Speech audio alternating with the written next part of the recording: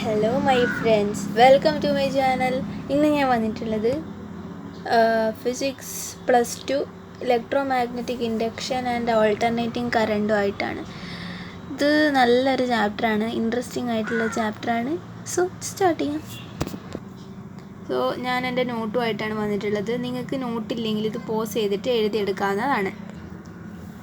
Easters discovers that electric current produces a magnetic field, make Faraday to think in the reverse. Easter എന്ന് പറയുന്നൊരു ശാസ്ത്രജ്ഞനാണ്. അവർ ഒരു electric current ഉള്ളെടുക്കുക magnetic ഫീൽഡും കൂടി ഉണ്ടാവുന്നുള്ളത് അവർ prove ചെയ്തൊരു കാര്യമാണ്. ഇപ്പോൾ ഇവിടെ ഇലക്ട്രിക് ഫീൽഡ് ഉണ്ടെങ്കിൽ ഇതിന് ചുറ്റുമായിട്ട് മാഗ്നറ്റിക് ഫീൽഡ് ഉണ്ടാവുമെന്നാണ് ഓസ്റ്റുവാർഡ് പറഞ്ഞത്. എന്താണ്, ഇവിടെ ഇലക്ട്രിക് ഫീൽഡ് ചുറ്റും ഉണ്ടെങ്കിൽ അതിന് ചുറ്റും നമുക്ക് മാഗ്നറ്റിക് ഫീൽഡിനെ കാണാൻ പറ്റും. അതായത് ഇലക്ട്രിക് ഫീൽഡ് ഉണ്ടായിക്കഴിഞ്ഞാൽ തനിയെ മാഗ്നറ്റിക് ഫീൽഡ് വരുന്നുള്ളതാണ്. അപ്പോൾ ഫാരഡേ ചിന്തിച്ചു, അതെന്താ അതിന് റിവേഴ്സ് ആയിക്കഴിഞ്ഞാൽ മാഗ്നറ്റിക് ഫീൽഡ് ഉണ്ടെങ്കിൽ ഇലക്ട്രിക് ഫീൽഡ് ഉണ്ടാകാൻ പാടില്ല. അങ്ങനെയാണ് ഫാരഡേ ചിന്തിച്ചത്. ഓക്കെ, അതന്നെയാണ് ആദ്യത്തെ വരുന്നത് ഈ ഒരു പാഠത്തിൻ്റെ. പിന്നീട് ഫാരഡേ അത് കണ്ടുപിടിക്കാൻ തുടങ്ങി. മാഗ്നറ്റിക് ഫീൽഡ് ഉണ്ടായിക്കഴിഞ്ഞാൽ ഇലക്ട്രിക് ഫീൽഡിൻ്റെ പ്രസൻസ് ഉണ്ടാവും എന്നുള്ളത്, അത് എന്താണ് ഉണ്ടാവുമോ എന്നുള്ളത് കുറേ എക്സ്പീരിയൻസ് വഴി കണ്ടുപിടിക്കാൻ തുടങ്ങി. അപ്പോൾ എക്സ്പെരിമെൻ്റ് നമ്പർ 1, നമ്പർ 2 എല്ലാം ഉണ്ട്. അപ്പോൾ ആദ്യത്തെ എക്സ്പെരിമെൻ്റാണ് ഫാരഡേസ് എക്സ്പെരിമെൻറ്റ് നമ്പർ 1. കോയിലും മാഗ്നറ്റും വെച്ചിട്ടുള്ള എക്സ്പെരിമെൻ്റ് ആയതുകൊണ്ട് തന്നെ നമ്മൾ കോയിൽ ആൻഡ് മാഗ്നറ്റ് എക്സ്പെരിമെൻറ്റ് അല്ലെങ്കിൽ Faraday's coil and magnet experiment നമ്മൾ പറയും. അപ്പോൾ ഇതിൻ്റെ അത് വേണ്ടത് എന്താണ്, കോയിൽ വേണം, പിന്നെ മാഗ്നറ്റ് വേണം. ഓക്കെ, അപ്പോൾ ഇതാണ് അതിൻ്റെ പിക്ചർ വന്നിട്ട്. ഈ പിക്ചർ ക്ലിയർ ഇല്ലെങ്കിൽ ഞാൻ വേറെ വരച്ച് കാണിച്ചു തരാം. ഇതാണ് അതിൻ്റെ ഒരു ക്ലിയർ പിക്ചർ. ഇത് നമുക്കറിയാം ഗാൽവനോമീറ്ററാണിത്. ഇത് വയറ് കോയിൽ ചെയ്തിട്ടുണ്ട്, ഇങ്ങനെ നമ്പർ പ്രാവശ്യം ഇങ്ങനെ ചുരുട്ടി വെച്ചിട്ടുണ്ട്. ഗാൽവനോമീറ്ററിൽ കണക്ട് ചെയ്തിട്ടുണ്ട്. ഇതാണ് മാഗ്നറ്റ് അതിൻ്റെ ഉള്ളിലോട്ട് ഇടുകയാണ് ചെയ്യുക. അന്നേരം ഈ ഗാൽവനോമീറ്ററിൽ സംഭവിക്കുന്ന ഡേവിയേഷൻ ആണ് നമുക്ക് നോക്കാനുള്ളത്. A coil of wire is connected to a galvanometer as shown. ഒരു കോയിൽ ഓഫ് വയർ ഗാൽവനോമീറ്ററിൽ കണക്ട് ചെയ്തിട്ടുണ്ട്, ഞാൻ കാണിച്ചു തന്ന പോലെ തന്നെ. Then when a magnet is pushed into the coil, the galvanometer shows a deflection in opposite to that first observed. അതായത് ആദ്യം ഈ മാഗ്നറ്റ് പുറത്തായിരുന്നു, അപ്പോൾ ഗാൽവനോമീറ്റർ ഒരു സൈന് കാണിച്ചു. പിന്നീട് ഈ മാഗ്നറ്റിനെ ഉള്ളിലോട്ട് കടത്തി. അപ്പോൾ ഈ ഗാൽവനോമീറ്റർ വേറെയൊരു ഡിഫ്ലക്ഷനാണ് കാണിച്ചത്. ഓക്കെ, ഒരു ഓപ്പോസിറ്റ് ഡിഫ്ലക്ഷനാണ് കാണിച്ചത്. ഇത് പുറത്തുള്ളവരും ഗാൽവനോമീറ്റർ വേറൊരു ഡിഫ്ലക്ഷൻ ആയിരുന്നു. ഉള്ളിലോട്ട് കടത്തിയേരം, ഈ മാഗ്നറ്റിനെ ഉള്ളിലോട്ട് കടത്തിയേരം ഈ ഗാൽവനോമീറ്ററിൽ ഒരു ഓപ്പോസിറ്റ് ഡിഫ്ലക്ഷനാണ് സംഭവിച്ചത്. If the magnet is moved quickly or number of turns of the coil is increased, then the deflection is found to be greater. എന്താണ് പറയുന്നത്, ആ മാഗ്നറ്റ് നല്ല ശക്തിയിൽ ഉള്ളോട്ടേക്ക് കയറ്റിയിട്ടുണ്ടെങ്കിൽ അതിൻ്റെ എന്ത് കൂടും, ഡിഫ്ലക്ഷൻ നന്നായിട്ട് കൂടുന്നാണ് പറയുന്നത്. അതുമാത്രമല്ല, അതിൻ്റെ കോയിലിൻ്റെ നമ്പർ ഓഫ് ടേൺസ്, അതിൻ്റെ ചുരുള് കൂട്ടിക്കഴിഞ്ഞാൽ അന്നേരവും നമ്മുടെ ഡിഫ്ലക്ഷൻ നന്നായിട്ട് കൂടുന്നതായിട്ട് നമുക്ക് കാണാൻ വേണ്ടി സാധിക്കും. ഈ പിക്ചർ നോക്കി പറയുകയാണെങ്കിൽ ഈ ഒരു മാഗ്നറ്റ് നല്ല ശക്തിയിൽ ഉള്ളോട്ടേക്ക് നമ്മുടെ ഈ കോയിലിൻ്റെ ഉള്ളിലോട്ടേക്ക് കടത്തി വിട്ട് കഴിഞ്ഞാൽ അന്നേരം നമ്മുടെ ഈ ഡിഫ്ലക്ഷൻ നന്നായിട്ട് ഡിഫ്ലക്റ്റ് ചെയ്യും. ഇവിടെ ഇങ്ങനെ ആരോ ഉണ്ട്, അപ്പോൾ നന്നായിട്ട് ഡിഫ്ലക്റ്റ് ചെയ്യാൻ തുടങ്ങും, നല്ല ഗ്രേറ്റ് ആയിട്ട്. അപ്പോൾ അങ്ങനെ ഡിഫ്ലക്ഷൻ കൂട്ടാം.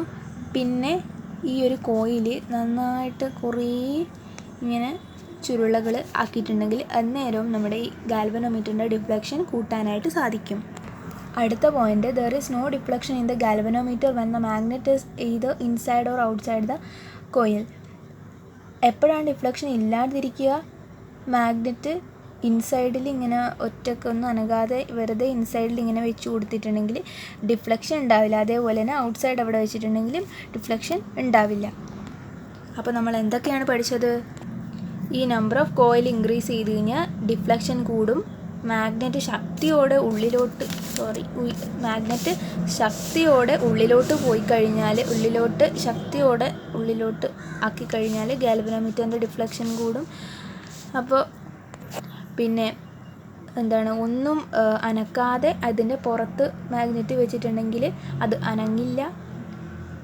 അതേപോലെ തന്നെ ഉള്ളിൽ ഇങ്ങനെ അനങ്ങാതെ ഒരു ഈ മാഗ്നറ്റ് ഉള്ളിൽ അനങ്ങാതെ ഇവിടെ വെച്ചിട്ടുണ്ടെങ്കിൽ ഗാൽവനോമീറ്ററിൽ ഒന്നും ഒരു മാറ്റവും സംഭവിക്കില്ല. ഇതായിരുന്നു ഫാരഡേസ് എക്സ്പെരിമെൻ്റ് നമ്പർ 1. വളരെ ഈസി ആണല്ലോ. ഇനി അടുത്ത എക്സ്പെരിമെൻറ്റിലോട്ട് പോകാം. Faraday's experiment number 2. ഇതിൻ്റെ അകത്ത് കോയിലുമാണ്, 2 കോയിൽ. നമ്മൾ കഴിഞ്ഞെന്താണ് കോയിലും മാഗ്നറ്റും ആണ് എടുത്തത്. ഇവിടെ 2 കോയിൽ എടുത്തിട്ടുണ്ട്. ഇത് നിങ്ങൾക്ക് നന്നായിട്ട് കാണുന്നുണ്ടെന്ന് തന്നെ വിചാരിക്കുന്നു. ഇവിടെ ബാറ്ററി ഉണ്ട്, സ്വിച്ച് ഉണ്ട്, ബാറ്ററി സെല്ലുണ്ട്, ഗാൽവനോമീറ്റർ, ഇത് കോയിൽ, 2 കോയിലുണ്ട്. അതാണ് ഇതിൻ്റെ എക്സ്പെരിമെൻ്റ് നമ്പർ 2ൻ്റെ പ്രത്യേകത. ഇനി അടുത്തത് ഇവിടെ എഴുതിയിട്ടുണ്ട്, വായിക്കൂ. When the switch is closed galvanometer G shows a deflection. ഈ സ്വിച്ച് ക്ലോസ് ആയാലാണ് ഗാൽവനോമീറ്ററിൽ ഡിഫ്ലക്ഷൻ കാണിച്ചത്. The galvanometer shows a deflection again but in opposite direction when the switch is opened. Switch open ആക്കിയേരം ഈ കഴിഞ്ഞ ഗാൽവനോമീറ്ററിലെ ഡിഫ്ലക്ഷൻ്റെ ഓപ്പോസിറ്റാണ് ഇപ്പം സ്വിച്ച് ഇട്ടേരം കാണിക്കുന്നത് galvanometer. ഇതാണ് ഫാരഡേസ് എക്സ്പെരിമെൻ്റ് നമ്പർ 2. ഒന്നുമില്ല. ഇത് എന്താണ്, സ്വിച്ച് ക്ലോസ് ആയേരം ഒരു ഡിഫ്ലക്ഷൻ കാണിച്ചു. സ്വിച്ച് ഓപ്പൺ ആയേരം ഫസ്റ്റ് ഡിഫ്ലക്ഷൻ്റെ നേരെ ഓപ്പോസിറ്റ് ഡിഫ്ലക്ഷനാണ് രണ്ടാമത് സ്വിച്ച് ഓപ്പൺ ചെയ്തേരം കാണിച്ചത്. അത്രയേ ഉള്ളൂ. ഇതും കൊണ്ടൊരു ലോ പഠിക്കാനുണ്ട് നമുക്ക്. വെരി ഇമ്പോർട്ടൻറ്റ് ലോ ആണ്. That is law of electromagnetic induction. ഇത് പോസ് ചെയ്തിട്ട് നിങ്ങൾക്ക് നോട്ട് വേണ്ടെങ്കിൽ നോട്ട് എഴുതിയെടുക്കാം കേട്ടോ. വളരെ സൂപ്പർ നോട്ടാണ്. Law of electromagnetic induction. Whenever the magnetic flux link with a closed circuit changes, an EMF is induced in the circuit. ഒരു closed circuit നമ്മൾ കൺസിഡർ ചെയ്യുക. ഒരു ക്ലോസ്ഡ് സർക്യൂട്ടിൽ മാഗ്നറ്റിക് ഫ്ലക്സ് ചേഞ്ച് ആയിട്ടുണ്ടെങ്കിൽ അവിടെ ഒരു EMF പ്രൊഡ്യൂസ് ചെയ്യും. Okay, അത്ര മനസ്സിലായാലോ? എന്താണ് പറഞ്ഞത്? ഒരു ക്ലോസ്ഡ് സർക്യൂട്ടിൽ മാഗ്നറ്റിക് ഫ്ലക്സ് ചേഞ്ച് ആയിക്കഴിഞ്ഞാൽ EMF പ്രൊഡ്യൂസ് ചെയ്യും. ഓക്കെ, EMF ഇൻഡ്യൂസ് ചെയ്യും. എപ്പോഴാണ്? മാഗ്നറ്റിക് ഫ്ലക്സ് ചേഞ്ച് ആയിക്കഴിഞ്ഞാൽ ഒരു ക്ലോസ്ഡ് സർക്യൂട്ടിൽ. The magnitude of the induced EMF is directly proportional to rate of change of flux linked with the circuit. ഈ produce ചെയ്ത EMF എന്ന് പറയുന്നത് ഏതിന് പ്രൊപ്പോർഷണൽ ആയിരിക്കും? Rate of change of flux linked with the circuit. ഈ magnetic flux change ആയതുകൊണ്ടാണല്ലോ EMF produce ചെയ്തത്. അപ്പോൾ ഈ EMF എന്തായിരിക്കും? അതിന് പ്രൊപ്പോർഷണൽ ആയിരിക്കും. റേറ്റ് ഓഫ് ചേഞ്ച് ഓഫ് ഫ്ലക്സിന് EMF പ്രൊപ്പോർഷണൽ ആയിരിക്കും. That is E is proportional to flux, magnetic flux. Flux നമ്മൾ കഴിഞ്ഞ ചാപ്റ്ററിൽ പഠിച്ചതാണ്, ഫൈ ആണ്. So E is proportional to dφ/dt. So പ്രൊപ്പോർഷണലായിട്ട് മാറ്റുമ്പം K ചേർക്കും. അതൊക്കെ നിങ്ങൾക്ക് അറിയാവുന്നതാണ്. E equal to K into dφ/dt. K1 ആണെങ്കിൽ നമുക്ക് എന്ത് കിട്ടും? E equal to dφ/dt. ഇതാണ് law of electromagnetic induction. പഠിച്ചു കഴിഞ്ഞു. സൂപ്പർ സിമ്പിൾ, ഈസി അല്ലേ? ഇനി നമുക്ക് പഠിക്കാനുള്ളത് ലെൻസ് ലോ ആണ്. The direction of the induced EMF is given by Lenz law. Induced EMFൻ്റെ ഡയറക്ഷൻ നമുക്ക് വേണ്ടേ. കഴിഞ്ഞത് ഇവിടെ ലോ ഓഫ് ഇലക്ട്രോ മാഗ്നറ്റിക് ഇൻഡക്ഷനിൽ മാഗ്നിറ്റ്യൂഡ് കണ്ടുപിടിക്കേണ്ട ഫോർമുലയാണ്. ഈ എന്ന് പറയുന്നത് EMFൻ്റെ മാഗ്നിറ്റ്യൂഡാണ്. നമുക്ക് അതിൻ്റെ ഡയറക്ഷനും കൂടി കണ്ടുപിടിക്കണം. അതുകൊണ്ടാണ് ഈ ലോ ഉള്ളത്, Lenz law. The direction of the induced EMF is given by Lenz law. The direction of induced EMF is such that it opposes the cause producing the change of flux. എന്ന് വെച്ച് കഴിഞ്ഞാൽ നമ്മൾ കഴിഞ്ഞാൽ പഠിച്ചിട്ടുണ്ട്, change of flux കാരണമാണ് EMF ഉണ്ടാകുന്നതെന്ന് പഠിച്ചിട്ടുണ്ട്. So ഈ change of flux അതിൻ്റെ കോസ്. ഓക്കെ, ഈ ചേഞ്ച് ഓഫ് ഫ്ലക്സ് ഒരു കോസ് പ്രൊഡ്യൂസ് ചെയ്യും. ഈ ചേഞ്ച് ഓഫ് ഫ്ലക്സ് എന്ന് പറയുന്നത് ഒരു കോസ് മീൻസ് അതിൻ്റെ ഒരു ഇഫക്റ്റ്. ആ ഒരു കോസ് അതിനെ ഒപ്പോസ് ചെയ്യും, അതിനെ എന്താ പറയുക, നേരിടും. അത് നേരിടുമ്പം ആണ് ഈ EMF അതിൻ്റെ ഡയറക്ഷൻ അങ്ങനെയാണ് നമുക്ക് കണ്ടുപിടിക്കുന്നത്. സോ എന്താണ്, the direction of induced E M F is such that it opposes the cause producing the change of flux. Change of ഫ്ലക്സിൻ്റെ കോസിനെ ഒപ്പോസ് ചെയ്യുമ്പോൾ നമുക്ക് ഇ എം എഫിൻ്റെ ഡയറക്ഷൻ കിട്ടും. അതായത് induce E M F equal to -d∅/dt. ഇവിടെ minus കൊടുത്ത് മനസ്സിലായല്ലോ. ആ ഒരു ചേഞ്ച് ഓഫ് ഫ്ലക്സിൻ്റെ കോസിനെ നമ്മൾ ഒപ്പോസ് ചെയ്യുകയാണ് ചെയ്തത്. അതുകൊണ്ടാണ് ഇവിടെ മൈനസ് വന്നിട്ടിരിക്കുന്നത്. Okay, the negative sign shows that the current due to the induced EMF produces an opposing flux change.